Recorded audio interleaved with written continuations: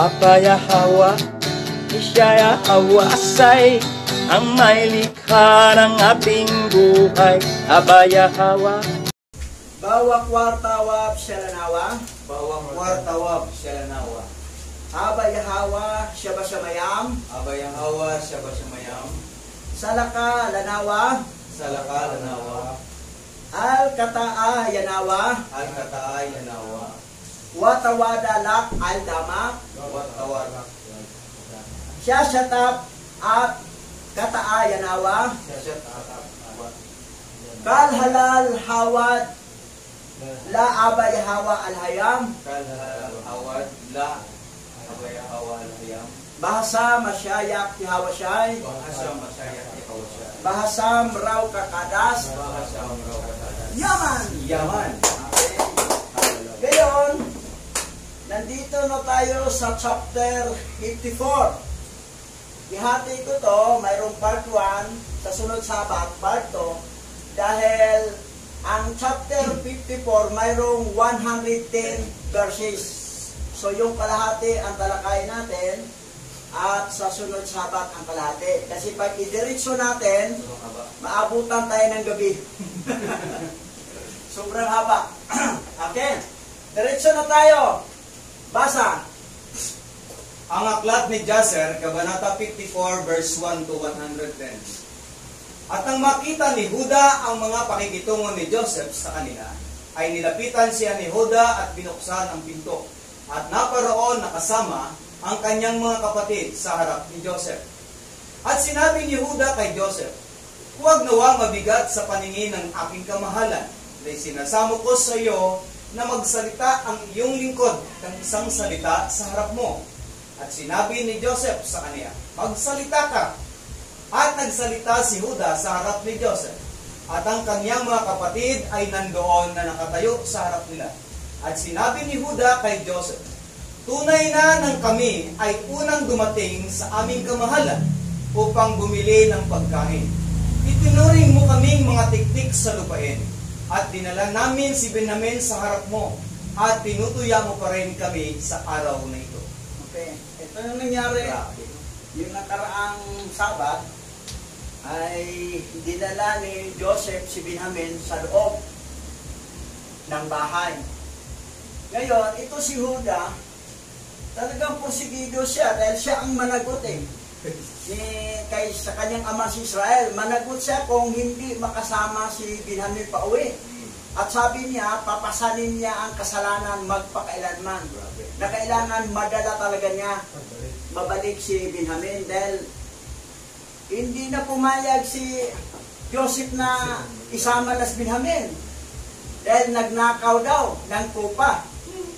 Pero alam ni Benjamin, drama lang nila yon. Dahil alam ni Benjamin na itong pangalawang hari sa Egypt, kapatid niya, si Joseph. Pero itong 10 kapatid nila, wala pang alam. Akala nila, Egyptian talaga si Joseph. Kasi hindi naman Joseph pangalan niya doon eh. May iba siyang pangalan eh. Ngayon, pumasok sila. Mabuti naman, pinasok siya sa loob at kinausap. Talagang posigido si Judah dahil siya ang managot eh. Yari siya doon sa kanyang ama. Baka sanhi pa na ikamatay ni Israel pag hindi makasama si Benjamin pabalik. Ito. Tuloy. Ngayon'y pakinggan mo ang aming kamahalan, ang aking mga salita, at iniutos mo na sumama sa amin ang aming bunsong kapatid, kahit labag sa kalooban ng aming ama. Baka mapahamak siya tulad ng nangyari kay Joseph. Hindi mo ba nalalaman kung ano ang ginawa ng dalawa sa aking mga kapatid? Si Simeon at si Levi, sa bayan ng Shechem, at sa 7 bayan ng mga Amoreo, dahil sa aming kapatid na si Dina. At gayon din ang aming gagawin, alang-alang, sa aming kapatid na si Benjamin. At ako kasama ng aking lakas, na higit na dakila at mas makapangyarihan kaysa sa kanilang dalawa, ay darating sa araw na ito sa iyo at sa iyong lupain. Kung ayaw mong ipadala sa amin ang aming kapatid na si Benjamin. Grabe, nagbanta na. Eto ha, ito talaga ang medyo problema ni Joday. Yung una, medyo nahirapan siya na makasama si Benjamin papuntang Egypt, pero ayaw talaga ni Israel isama. Talagang gumawa siya ng paraan na makasama. Sa wakas, nakasama. Pero ito namang pabalik, mas lalong mahirap. Mas lalong mahirap kung nahirapan siya na makasama si Benjamin papuntang Egypt. Ngayon, lalong mahirapan siyang makasama si Benjamin pauwi ng Kanaan. At sinabi na ni Huda na, tingnan mo si Simeon at saka si Levi, ano nangyari sa lungsod sa siyudad na Sikem? Matindi ang nangyari kasi nandito sa amin si Yawa, si Alhayam. Ngayon, anong nangyari? Kapag hindi namin makasama si Benjamin, ganun din ang aming gawin dito sa lupain na to, sa lupain ng Egypto. Parang may pananakot rin, may ginawa ni Judah. Tuloy tayo ha. Hindi mo ba narinig kung ano ang ginawa ng aming alahayam sa Egypto? Dahil sa ginawa ni Paraon na kinuha si Sarah sa aming ina o na aming ina, na sinaktan siya ni Alahayam at ang kanyang sambahayan ng mabibigat na salot, na hanggang sa araw na ito ay isinasaysay ng mga Ehipsyo ang kababalagang ito sa isa't isa. Gayon ang gagawin sa iyo ng aming Alahayam dahil kay Benjamin na iyong kinuha sa araw na ito sa aming ama. At dahil sa mga kasamaang binabato mo ngayon sa amin, sa iyong lupain, sapagkat alalahanin ng aming alahayam ang kanyang tipan sa aming amang si Abraham, at magdadala ng kasamaan sa iyo, sapagkat iyong dinaghati ang kaluluwa ng aming ama sa araw na ito. Lalim na. Pinaliwanag ni Judah. Tingnan mo ang nangyari sa Egypt, yung pumunta si Abraham at saka si Sarah, nakunin ni Paraon si Sarah. Diba, nagkaroon ng salot, ang daming namatay. Ngayon, ito rin magyayari sa inyo, yung kunyuha mo, si Benjamin, na ayaw mo ipasama sa amin. Magkaroon din kayo ng matinding salot o mga masamang mangyayari sa siyudad na ito, sa Egypto, sa bansang Egypto na ito. So, yan ang paliwanag ni Judah. Panako talaga eh.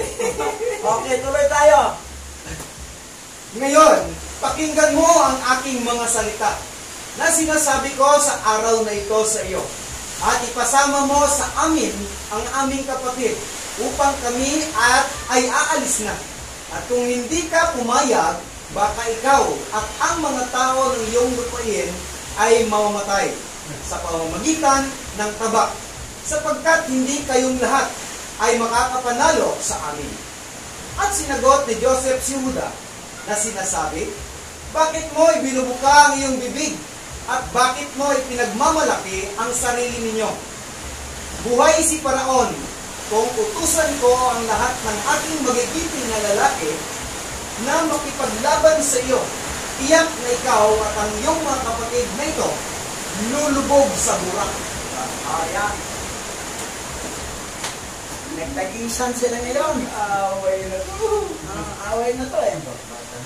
Bakbakan sa sa mga salita pa lang. Sabi niya, dahil hindi mo ibigay sa akin, isama sa amin si Benjamin, ay mangyayari sa inyo, itong lugar ninyo ay mangyayari at mamatay ang mga tao dito sa Egypto. Ngayon sabi naman ni Joseph, huwag ipagmalaki yung sarili. Dahil itong makapangyarihan niyang mga lalaki ay talaga kayo ibabagsak kayo sa purak. Hindi, putik yung mga. Oo, sa putik. Burak na eh. Oo. Basang putik na eh. Grabe. Purak naman talaga ito sa original. Oo, sa translation. Oo. Ayun, tuloy tayo. Sa burak. At sinabi ni Huda kay Joseph, tunay na nararapat sa iyo at sa iyong bayan na matakot sa amin. Ang Yahawa na sumasa amin ay bubunutin ko ang aking tabak sa araw na ito at mapapatay ko ang buong Ehipto at ako ang magsisimula at magtatapos kay Paraon na iyong kamahalan. At sumagot si Joseph at sinabi sa kanya, tunay na ang lakas ay hindi sa iyo lamang. Ako ay mas malakas at mas makapangyarihan kaysa sa iyo. Tiyak na kung bubunot ka ng iyong tabak, ay ilalagay ko ito sa iyong liig at sa liig ng iyong mga kapatid. Tagisan na eh. Tagisan na eh. Ayaw nang ipasama si Benjamin eh. Sabi niya, papatayin ko to. Ako magsimula, ako magtapos itong lungsod ninyo. Ubusin itong mga tao dito. Sabi niya, sige, gamitin mo. Kaya pag gamitin mo yon, yung tabak mo, ilalagay ko sa liig mo at saka yung mga kapatid. Matindi sa gusta nila. O, tuloy tayo. Tinsinado to At sinabi ni Juda sa kaniya, tunay na kung ibuka ko sa araw na ito ang aking bibig laban sa iyo, ay lalamunin kita upang ikaw ay malipol sa lupa at mawawala sa araw na ito sa iyong kaharian. At sinabi ni Joseph, tunay na kung ibuka ko o ibuka mo ang iyong bibig, ay mayroon akong kapangyarihan at lakas na isara ang iyong bibig ng isang bato hanggang sa hindi ka makapagsalita ng isang salita. Tingnan mo kung gaano karaming mga bato ang nasa harapan natin. Tunay na maaari akong kumuha ng isang bato at ihagis ito sa iyong bibig at mabali ang iyong mga panga. At sinabi ni Juda, ang alahayam ay saksi sa amin na hanggang ngayon ay hindi namin inialis o ninais na makipaglaban sa iyo. Ibigay mo lamang sa amin ang aming kapatid at kami ay aalis sa iyo.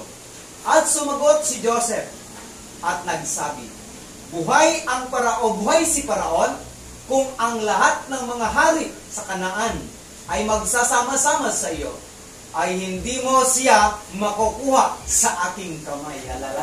Andindi rin ha? Andindi.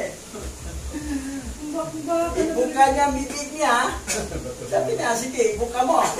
Ibuka ko ng bato. Ibato ko to sa bibig mo. Babalik yung panga mo. Sabi niya. So, nagtagisan sila. Sabi niya, alam naman ni Alahayam na hindi kami nakipagtalo sa iyo. Basta ibigay mo lang ang butso ng kapatid, uwi na kami. Sabi naman niya, kahit magsama-sama pa ang lahat ng hari ng Kanaan, at pupunta rito, hindi niyo makukuha sa aking kamay si Benjamin. Ang laking problema ni Judah ito. Kasi yari siya sa kanyang ama na si Israel kung hindi makasama si Benjamin pa uwi. Yari yan. Oo, matindi. Ngayon tuloy tayo. Ngayon nga yumaon na kayo at ang inyong kapatid ay magiging aking alipin, sapagkat siya'y nagnakaw sa bahay ng hari. At sinabi ni Juda, ano sa iyo o sa katangian ng hari? Walang pagsalang ang hari ay nagpapadala mula sa kanyang bahay sa buong lupain ng pilak at ginto, maging sa mga kaloob o sa mga gastusin. At ikaw ay nagsasalita pa rin tungkol sa iyong saro na iyong inilagay sa supot ng aming kapatid at sinasabi mong ninakaw niya ito mula sa iyo. Kautusan ng Alahayam na huwag magnanakaw at hindi namin gawain ang pagnanakaw. Si Benjamin o sinuman sa mga bini ni Abraham ay hindi nagnakaw mula sa iyo o mula sa sinumang iba pa, maging hari, prinsipe o sinumang tao. Ayan. Nilinaw ni Judah, may batas si Yahweh, Alahayam, na bawal magnakaw. Hindi kami magnanakaw. Hindi si Benjamin nagnakaw. Ilagay mo lang sa kanyang sako para mapagbintangan. Huli din yan. Huli din sila. Kasi yung pag-uwi kasi nila, sinaktan nila si Benjamin. Baka nagsabi na, punog nakaw, bawal sa atin yung mga Hebrew. Baka bilagay lang yan dyan para mapagbintangan ako, para maiwan ako dito. Pero hindi niya sinabi na si Joseph yan, kapatid natin. Hindi niya sinabi. Pero nagpalusot si Benjamin na hindi ko nagnakaw. Kasi sinaktan siya eh. Ano ka ba nagnakaw ka? Natawa, hindi ka tayo tuloy napasama dito. Hindi yung gawain natin mga Hebreo. That's why tayo mga remnant Hebrew Israelite, hindi tayo magnanakaw. Kahit maging politician ka, maging congressman ka, maging senador o presidente, walang magnanakaw sa mga Hebrew. Totoo Hebrew. Ang magnanakaw, yung mga hintil, lalo na mga anak ng fallen angel, magnanakaw talaga yan. Guys nyo, kayo nanonood sa YouTube channel, ang dapat maging maupo sa pamalaan, yung mga Hebrew. Dahil kailanman hindi magnakaw yan. Kasi ito, matinding nakawan. Batas ng Israel. Yung blood control, nasaan na ang perang blood control? Blood control. Blood control. Yung pera sa PhilHealth, ako may PhilHealth ako. Zero balance. Hindi. Zero balance na wala na budget. Hindi, tuloy ako dahil wala ng budget ang PhilHealth. Pero member ako ng PhilHealth. So, ganun. Okay, tama na. Kung sarado na itong magnanakaw ng mga politisya na mga hintil, na mga anak ng fallen angel. Pero sa mga remnant Hebrew Israelite, pag makaupo, walang magnanakaw kasi hindi talaga ugali yan ng mga remnant Hebrew Israelite. Okay, tuloy tayo. Verse 16. Ngayon nga'y itigil mo ang akusasyong ito. Baka marinig ng buong lupa ang iyong mga salita na magsabi sa kaunting pila ay nakipagtalo ang hari sa Ehipto sa mga anak ni Israel. At kanyang inakusahan sila at kinuha ang kanilang kapatid na maging alipin. At sumagot si Joseph at sinabi, kunin mo ang sarong ito at umalis na kayo sa akin. At iwanan ninyo ang inyong kapatid na aking alipin. Sapagkat kahatulan ng isang magnanakaw ang maging alipin. At sinabi ni Juda, bakit hindi mo ikinakahiya ang iyong mga salita? Na iwan ang aming kapatid at kunin ang iyong saro. Tunay na kung ibigay mo sa amin ang saro o yung saro sa 1,000 ulit, ay hindi namin iiwan ang aming kapatid dahil sa pilak na nasumpungan sa kamay ng sinumang tao upang hindi kami mamatay sa kanya. Grabe na to. Okay. So matindi na to ha. Sabi niya, sige, yung sarong ninakaw, dalhin ninyo yan, alis na kayo. Iwan yan si Benjamin. Sabi naman ni Judah, kahit pa 100 ulit na mga saro, dadalhin namin. Hindi namin iiwan ang kapatid namin si Benjamin. 1,000 ulit daw, di na tanggapin. Kung biro mo, 100 pieces na saro na ginto sa pilak. 1,000. 1,000? 1,000 ulit. 1,000 ulit, 1,000. Kahit 1,000 pang ipadala mo, na iiwan si Benjamin, hindi kami papayag. Kailangan makasama namin si Benjamin. Yan ang ibig tukoyin dito ni Judah eh. Kasi nahirapan na si Judah. Talagang parang debate na sila dito eh. Kita na talaga to. Sabi naman niya, hindi ka nahiya bilang hari ka ng Egypto. Ganito ang mga salita mo. Sa kunting pira lang. Oo, kunting pilak lang. O yan, tuloy tayo. At sumagot si Joseph, at bakit ninyo pinababayaan ang iyong kapatid na si Joseph? At ipinagbili ninyo siya sa halagang 20 putol na pila hanggang sa araw na ito. At bakit hindi ninyo gagawin sa gayon ang inyong kapatid na ito? At sinabi ni Judah, ang Yahweh ay saksi sa akin at sa iyo na hindi namin ninanais na makipagtalo sa iyo. Ngayon, ibigay mo sa amin ang aming kapatid at kami ay aalis na sa iyo nang walang pakikipagtalo. At sumagot si Joseph at nagsabi, kung ang lahat ng mga hari sa lupain ay magpupulong at panig sa inyo, ay hindi ninyo maaagaw ang inyong kapatid sa aking kamay.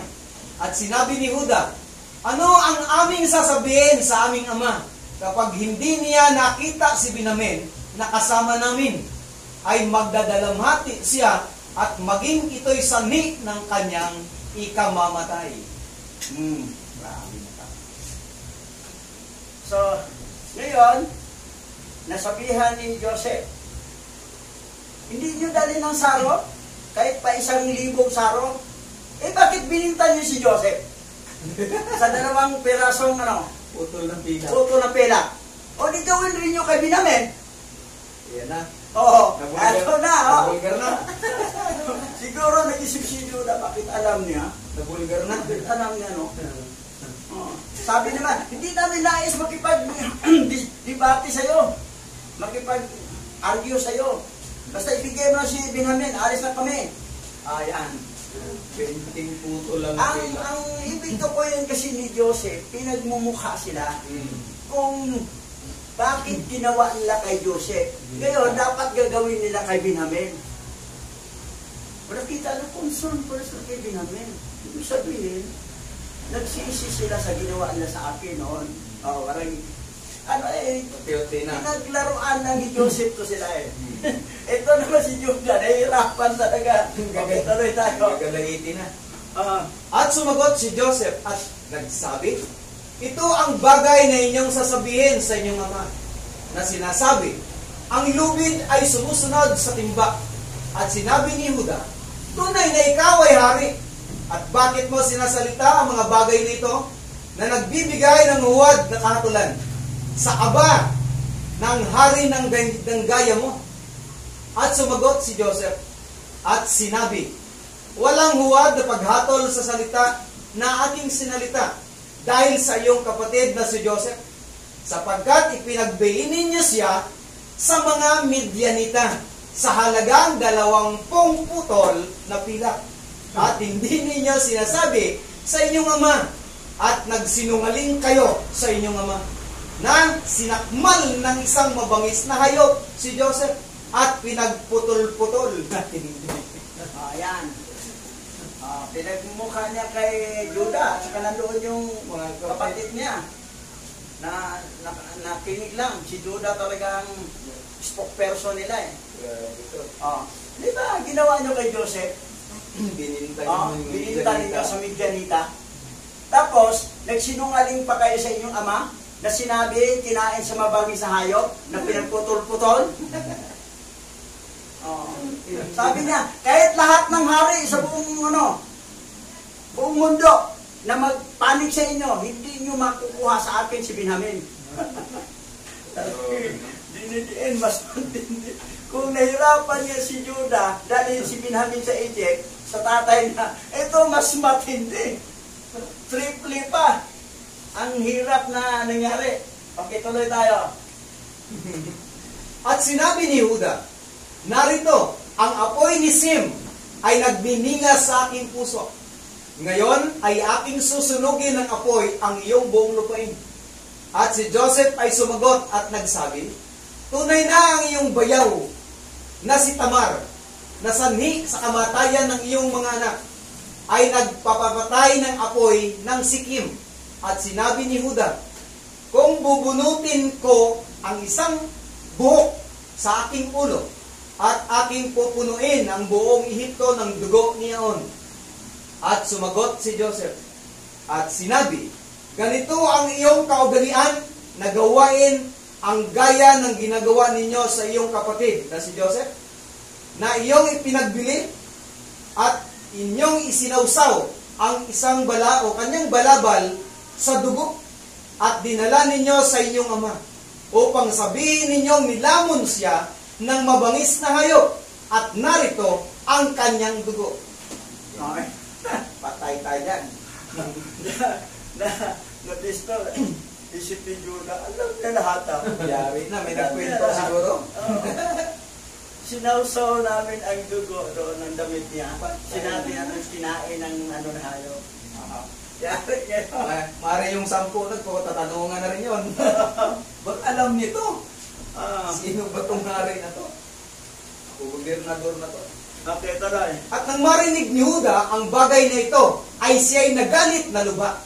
At ang kanyang galit ay nag-alab sa loob niya.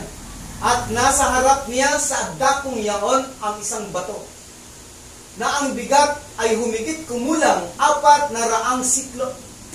At ang galit ni Huda ay nagningas.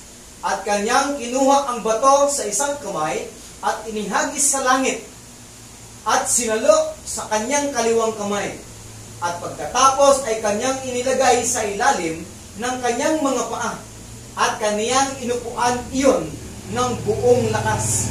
At ang bato ay naging alikabok o alabok mula sa pwersa ni Huda. At nakita ni Joseph ang ginawa ni Huda, at siya'y natakot ng mainam. Ngunit inutusan niya si Manase na kaniyang anak na gawin rin ang ginawa ni Huda. At ginawa ni Manase ang gaya ng ginawa ni Huda. At sinabi ni Huda sa kanyang mga kapatid, huwag sabihin ng sinuman sa inyo, ang taong ito ay isang Ehipsyo, ay nakagawa niya o nagawa niya ang bagay na ginawa ko. Siya ay kabilang sa angkan ng ating ama. Kaya ni Manase. Yung ginawa ni Judah, ilang bigat ba yun? Yung estimate mo? Halos kulang-kulang 4 na siklo eh. Oo, ano yan? Ilang kilo yan? Kaya, hindi ko na-research yung ano yan. Ate, ang isang siklo kasi halos katumbas ng 1 kilo ngayon eh. Mga 40. 40 kilos? 40 kilos. Oo. Kulang-kulang sa sakong bigas. Oo. 50 kilos. Inagis isang sa kanang kamay, sa langit. Tapos sinaro sa kaliwang kamay. Tapos ilagay, iupuan niya. Durog. Durog ang bato na parang naging alabok. Naging buhang alikabok. Ganon katindi. Medyo natakot si Joseph na may matindi pala ito. Kasi kung magaling si Simeon at saka si Levi, mas lalong magaling to si Judah. Pero nagawa rin ni Manase. Ay, mas matindi si Manase. Wala pang pakikipaglaban yung binata pa yun eh. Oo. Matindi rin si Manase. Hinagis din, sinalo sa bilang kamay, inupuan, opo, naging alikabok din. O, anong sabi ni Judah? Ito, Egyptio na ito. Hindi Ito, angkan ito ng ating ama. Hindi daw magagawa ng Egyptio. Hindi niya alam na si Manase, anak naman ni Joseph. Talagang lahi nila, yung mga Israelite. Pamangkin nila eh. Pero ang akala kasi nila, Egyptian, si Joseph at saka si Manase. Pero hindi nila alam na kalahin nila yon. Yan, ang tindi. Ang tindi itong, kung malakas si Judah, kapantay rin sa lakas si Manase. Kapantay si Manase, kasi hindi naman magagawa kung hindi madurog din yung... Kaso nila nga, Manase pala to, malakas magaling. Grabe. Ewan ko si Manny Pacquiao, baka may lahing Manase yan. Lang, hindi lang, wala lang na sa kanya, nandun pa rin siya sa Babylon yan. Oo, paniwala. Mga boxer fighter eh. Oo, kasi malakas din eh. Judah, Simeon, mga ganyang laban. Si Niptali lang ang mabilis tumakbo. Ang daan ng paa, mas mabilis pa siya sa kusay. Okay, tuloy tayo. At sinabi ni Joseph, hindi lamang sa iyo ang ibinigay na lakas, sapagkat kami ay mga may kapangyarihang tao. At bakit mo ipagmamalaki sa amin ang iyong lakas? At sinabi ni Huda kay Joseph, isinasamo ko sa iyo na ipadala mo sa amin ang aming kapatid, at huwag mong sirain ang iyong lupain sa araw nito. At sumagot si Joseph at sinabi sa kanila, magsiyao na kayo at sabihin ninyo sa inyong ama, nilamon siya ng isang mabangis na hayop, gaya ng sinabi ninyo tungkol sa iyong kapatid na si Joseph. Ayan, ha? Oh, ayan. Siyaw na kayo. Sabihin ninyo na nilamo na kayo. Huwag sinungaling. Oo. Sinungaling ka dati. Ulitin niyo ulit. Parang ganun lang. Kasi pinagmumukha talaga ni Joseph sila. Pero ang tindi naman hirap ni Joseph nun. Nilaglag si Joseph sa ano? Araw-gabi nagmamakaawa. Araw-gabi nagmamakaawa yun. Oo, Sigaw. nagmamakaawa. Hindi talaga nila, ano. Tapos ganun lang sabihin na nilamo ng hayop. Gawin rin nyo kay Binamin. Kasi pareho sila nanay eh. Pareho tatay, pareho nanay. Kayo, isa lang sa tatay tayo, pero magkaiba ang nanay. Tatlong na yun. Pero hindi alam nila kasi na si Joseph yun. Kasi ibang pangalan doon eh. Ang akala na Egyptian talaga si Joseph. Binago pangalan ni Joseph. So, tuloy tayo. At si Huda ay nagsalita sa kanyang kapatid na si Neptali. At kanyang sinabi sa kanya, magmadali ka, yumaon ka ngayon, at bilangin mo ang lahat ng mga lansangan ng Ehipto. At pumarito ka at sabihin mo sa akin. At sinabi ni Simeon sa kanya, huwag mong ipahamak ang bagay na ito. Ngayon, paroroon ako sa bundok at kukuha ako ng isang malaking bato mula sa bundok.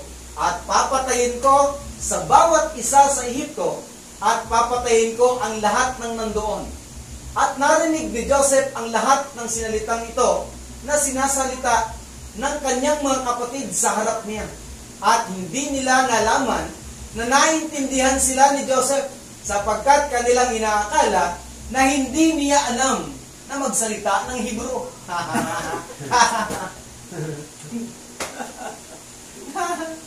Hebreo ang salita. Si Simeon, Hebrew ang salita. Kausap niya yung mga kapatid niya. Ang akala niya hindi matindihan ni Joseph. Dahil hindi makaintindi Hebrew, Hebrew din yan eh. Dahil hindi na alam si Joseph yun eh. Allah. Ayan. So, ano nangyari? Hirap na hirap sila eh. Hindi talaga nila basta-basta madala si Binamin eh. Kasi yun ang promise kasi nila sa tatay nila eh. Si Ruben niya, tumahimik lang. Pero sinabi niya, kung hindi namin babalik si Binamin, patayin mo yung dalawang anak ko.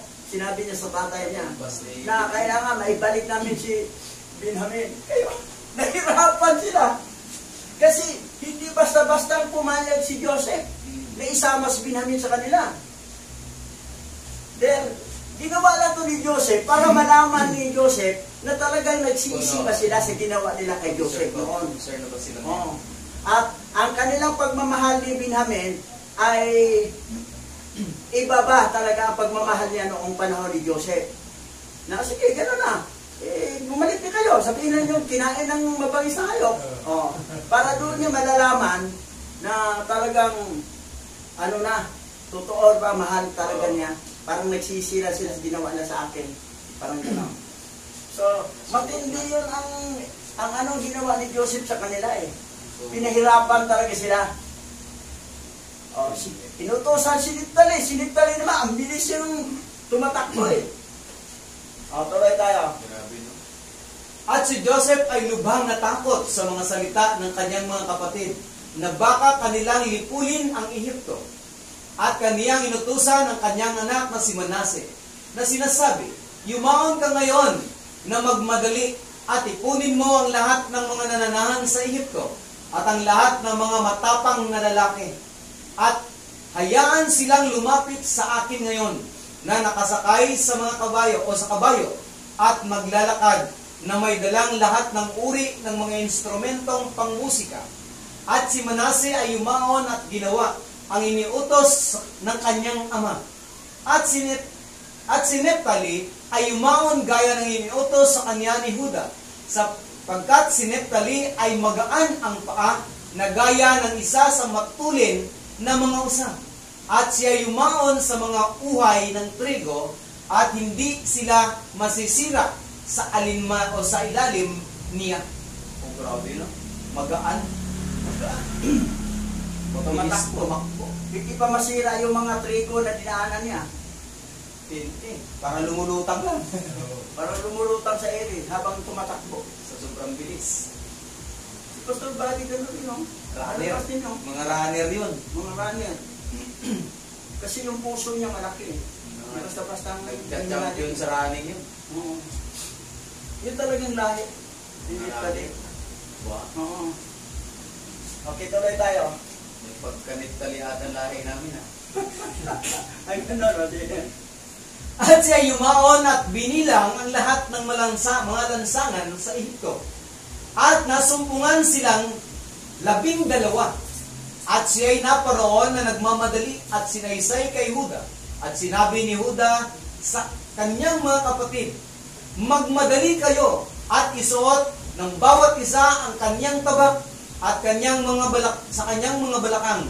At tayo'y lalapit sa Ehipto at sasaktan silang lahat. At huwag magtira kahit isa. At sinabi ni Huda, narito, aking gigibain ang 3 sa mga lansangan sa pamamagitan ng aking lakas. At inyong sisirain ang bawat isa, ang isang lansangan. At nang si Huda ay magsasalita ng bagay na ito, narito ang mga nananahan sa Ehipto at ang lahat ng mga makapangyarihang lalaki ay nagsilapit sa kanila na may sari-saring mga instrumentong pangmusika at may malakas na hiyawan. Ayan. Train up na sila kapag. Nadala ni Manasi yung buong bayan ng Egypt. Grabe. Yung mga Egyptyo. May instrumento, lahat, kumpleto. Yung mga tao rin ng mga armado. So, ito ngayon. Sasalpukan ito ngayon. Tuloy-tuloy. Tuloy. At ang kanilang bilang ay 500 mga ngabayo at 10,000 mukbong lakad at 400 lalaki na maaaring lumaban ng walang espada o sibat sa pamamagitan lamang ng kanilang mga kamay at lakas. At ang lahat ng mga kapangyarihang lalaki ay dumating na may malaking unos at hiyawan. At sa kanilang lahat ay pinalibutan ang mga anak ng Israel at sinindak sila. At ang lupa ay nayanig sa ingay ng kanilang hiyawan. At nang makita ng mga anak ni Israel ang mga hukbong ito, ay labis silang natakot sa kanilang mga buhay. At ginawa ito ni Joseph upang takutin ang mga anak ni Israel upang tumahimik. Nagtakutan sila. Kulga, ano to? Takutan. Pero mo ha, mayroon pang ibang walang armas na kamay lang ilabanan. Parang martial art, magaling sa karate, taekwondo. May armas din at mayroon pang kakabayo. Mga eskrimador yung 1,000 na yun ha. Oo, doon lahat. So, parang natakot din ang mga anak ni Israel eh. 10,000 bisa, pang dami. Oo, 10,000. Tapos, ang nangyari, ginawa lang ito ni Israel para takutin ang mga kapatid niya. Grabe, no? At si Huda, nang makita ang ilan sa kanyang mga kapatid na natakot, ay nagsabi sa kanila, bakit kayo nakakatakot? Samantalang ang biyaya ng Alahayam ay sumasa atin. At nang makita ni Huda na ang buong bayan ng Ehipto ay nakapaligid sa kanila sa utos ni Joseph, natakutin sila.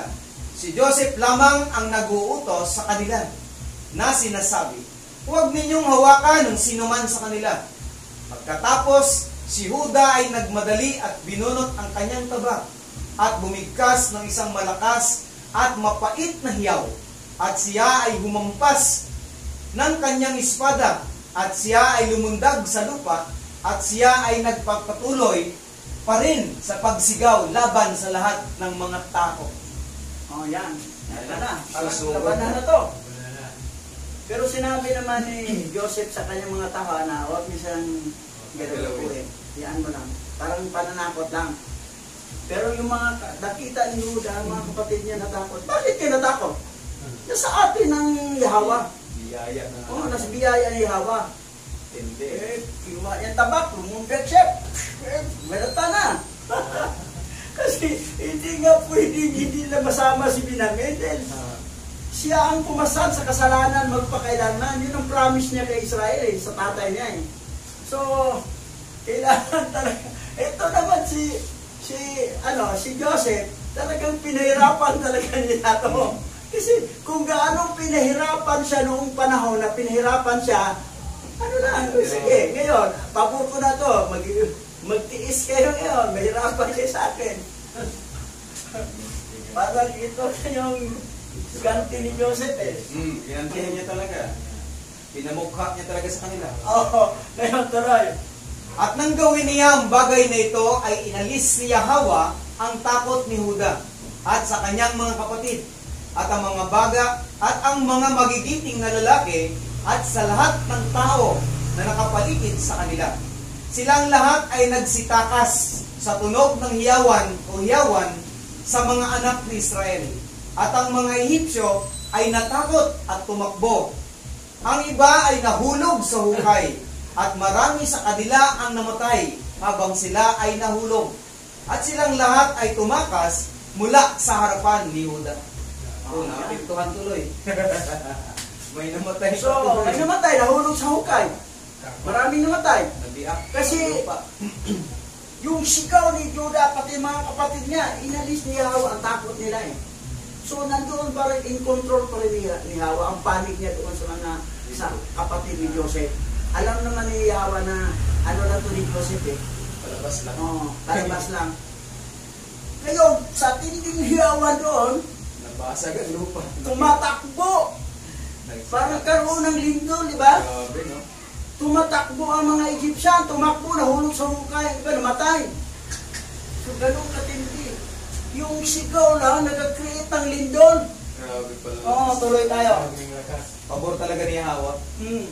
At habang sila ay tumatakas, tinabol sila ni Huda at ang kanyang mga kapatid hanggang sa bahay ni Paraon. At lahat sila ay nakatakas, at si Huda ay muling umupo sa harap ni Joseph at umungal sa kanya tulad ng isang leon, at nagbigay ng malakas at matinding hiyaw sa kanya. At ang hiyawan ay narinig sa malayo, at ang lahat ng tumatahan sa Sukkot ay narinig, at ang buong Ehipto ay nayanig sa ingay ng hiyawan, at gayon din ang mga kuta ng Ehipto at ng lupain ng Gosen ay bumagsak dahil sa yumayanig ang lupa. At si Paraon ay nahulog din mula sa kanyang trono sa lupa. At ang lahat ng mga nagdadalang tao sa Ehipto, sila'y natakot. Ang mga babaeng nagdadalang tao sa Ehipto ay nakunan at grabe ko lang nangyari din Hiyaw lang yan Hiyaw lang ng mga anak ni Israel. Nahulog siya. Nagkaroon ng matinding lindol. Mismo nga nakaupo si Haring Paraon sa kanyang trono, bumagsak din. Ang mga buntis, nakunan. So, grabe Wala pang nangyaring ganun dito sa kasaysayan sa mundo o sa Pilipinas. So, ganun. Lindol, pero hindi Ganun ang nakunan yung armas na bahay. binigay ni Yahweh sa mga anak ni Israel. Hiyaw lang. Create ng lindol. Doon natakot na tuloy si Paraon dito. Bumagsak siya sa trono niya Pero bumalik na yun si Judah kay Joseph. Dahil hinabol niya, nakatakas Tumatakbo yung mga Egyptian. Tumatakbo, napapunta kay Paraon. Nakatakas, bumalik lang siya. Umupo siya doon kay Joseph. Umuungol, parang leon. Nag-create ng matinding lindol. Grabe iniyawan niya si Joseph. Tulig, Joseph tayo nga Joseph. Grabe. Tuloy. At nagsugo si Paraon, at sinugo ni Paraon ng isang salita na nagsasabi, ano itong bagay na nangyari sa araw na ito sa lupain ng Ehipto? At sila'y nagsiparoon at sinaysay sa kaniya ang lahat ng mga bagay mula sa simula hanggang sa wakas. At si Paraon ay natakot at siya'y namangha at natakot ng mainam. At ang kanyang kanyang sindak ay lalong lumala ng kanyang marinig ang lahat ng mga bagay na ito. At siya'y nagsugo kay Joseph na nagsasabi, iyong dinala sa akin ang mga Hebreo upang lipulin ang buong Ehipto? Ano ang gagawin mo sa magnanakaw na aliping iyon? Paalisin mo na siya at pabayaan mo siyang yumakaw na kasama ng kanyang mga kapatid at huwag tayong mapahamak sa kanilang kasamaan. Sa makatuwid bagay kami, ikaw at ang buong Ehipto. Yan. Pagayain mo lang. Nalaman ni Paraon lahat ang gusto mangyari.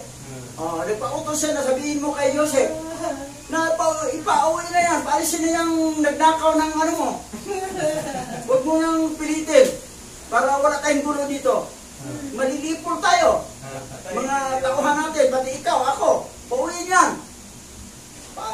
Isama na yan sa mga kapatid niya. Kasi yun ang dahilan kung bakit nagagalit itong mga Hebrew eh.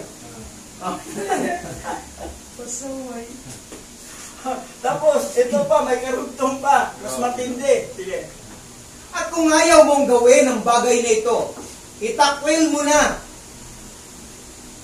Itakwil mula sa iyo ang lahat ng aking mahalagang bagay at sumama ka sa kanila sa kanilang lupain. Kung ikalulugod mo ito, sapagkat sa araw na ito ay wawasakin nila ang aking buong bansa at papatayin ang lahat ng aking mga tao, maging ang lahat ng kababaihan ng Ehipto na nabuntis ay nakunan dahil sa pamamagitan ng kanilang mga hiyawan. Tingnan mo kung ano ang kanilang ginawa sa pamamagitan lamang ng kanilang pagsigaw at pagsasalita. Bukod dito, kung sila'y lalaban sa pamamagitan ng tabak, kanilang lilipulin ang lupain. Ngayon nga'y piliin mo ang iyong minanasa, kung ako o ang mga Hebreo, ang Ehipto o ang lupain ng mga Hebreo. Ayan. Pinapili na si Joseph. Kung hindi mo bitawan yung magnanakaw, hindi mo pauwiin, sumama ka na sa kanila. Kasama na rin. Sama ka na sa kanila. Magpili ka. Dito, manatili ka dito sa posisyon mo, o sumama ka sa kanila. O malis ka sa posisyon na ito. Dahil sa hiyaw pa lang yung mga babaeng buntis na kunan, hindi pa sila gumagamit ng tabak. Hiyaw lang yan. Patay tayo lahat. So, maupos tayo dito. Yan. Dahil alam nilang history.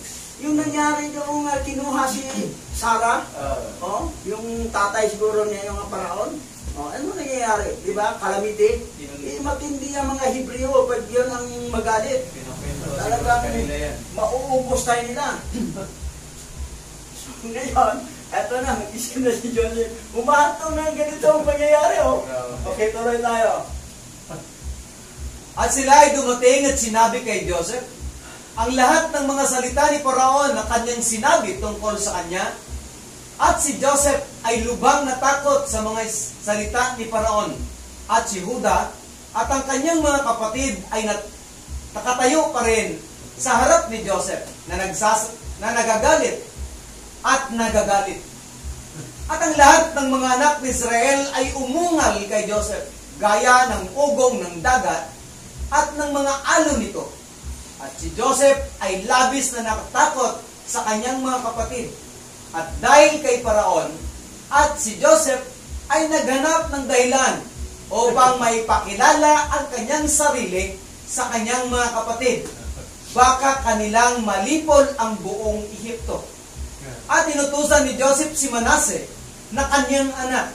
At si Manase ay umaon at napilitan o nilapitan si Yehuda. At ipinatong ang kanyang kamay sa kanyang balikat. At ang galit ni Yehuda ay natigil. Inorasyon. Nag-isip na si Joseph ng paraan paano niya mapakilala ang sarili niya. Na siya talaga si Joseph. Kasi humahantong ng ganito Pinapili na siya ni Haring Paraon. Magpili ka. Sumama sa kanila umalis ka bilang gobernador dito o manatili ka dito, pauwiin mo yung kinuha mong aliping magnanakaw. O magpili ka. Dahil maubos tayo dito, malilipo tayo. So, Tao talaga eh. ngayon, Italyano ang kwento. Wala yan sa 66 mo. Shortcut dun. Oh. Maraming kinaligtaan sila doon. Ngayon, Tinanggal. nag-isip na ngayon si Joseph paano niya mapakilala ang kanyang sarili. Kasi alam na ni Benjamin na siya si Joseph. Pero sa kanyang 10 kapatid, hindi pa alam.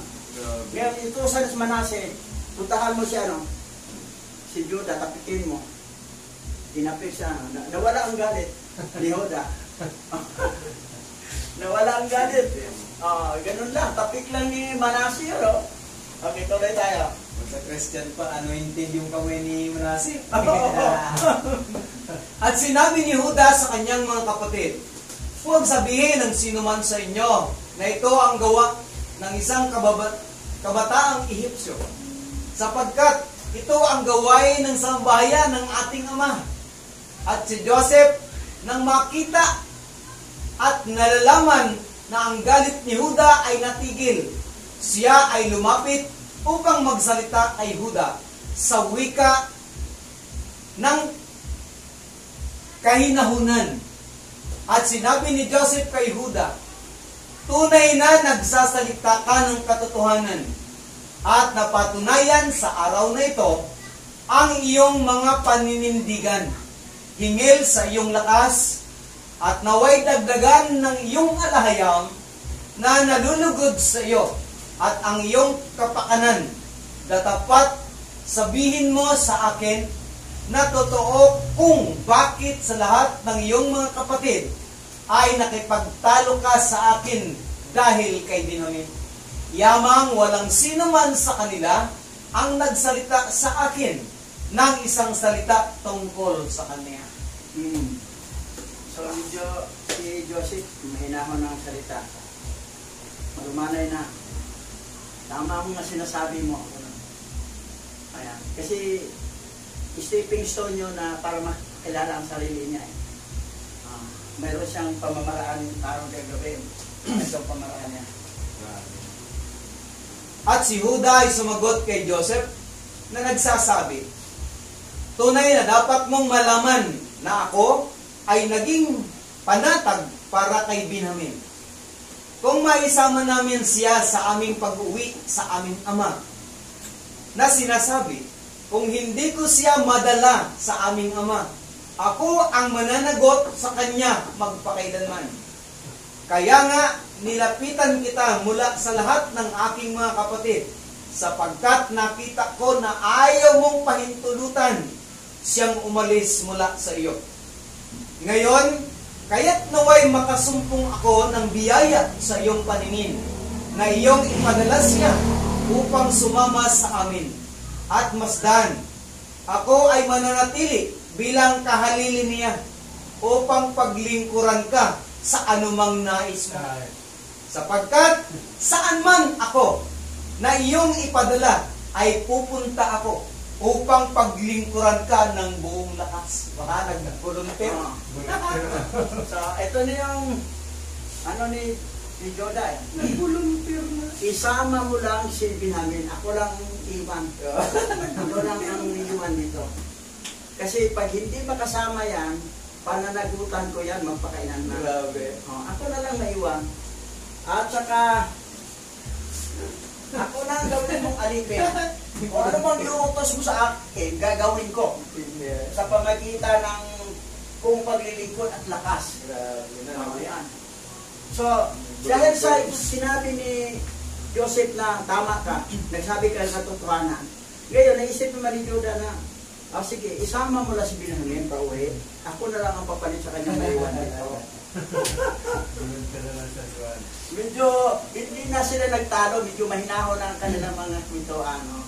Ayos na. So, yan ang nangyari. Nag-ayos na. Karugtong, susunod sabat, matindi pa rin. Ngayon, dadako tayo sa panalangin, Pastor Richard. Doon na makikilala na si Joseph. Raulitin. Alalawaya. Sige, tayo po lahat ay patuloy na manalangin. O aming Yahawa Lahayam, na lumikha ng langit at lupa, na siya may-ari ng aming buhay. Purihin ka sa lahat ng mga bagay na nangyari sa aming mga ninuno. At sa mga panahon ito'y aming napagtanto ang lakas at kapangyarihan na iyong ibinigay sa mga lahi na aming mga ninuno. At patuloy na sa panahon ito, katulad ng mga nasaad sa iyong mga salita, ang pinili mo ay pinili mo at walang mapapahamak ni isa man. At sila ay iyong kinalugdan at kinabagan mula noong una, hindi pa man isinisilang sa daigdig na ito. O aming Aba Yahawa Lahayam, pagpalain mo ang bawat isa na natutulog ang diwa, buksan mo ang pangunawa nila, at patuloy na makilala kanila sa mga araw na ito, O Yahawa. Purihin ka sa iyong kabutihan, sa lahat ng iyong pagkiling, sa lahat ng lahi ng aming mga ninuno. Pagsamba, pagdakila at pagluwalhati ay para lamang sa iyo aming Aba Yahawa Lahayam. Masyayak Yahawa Shai at ng banal na Roh Kakatas. Yaman.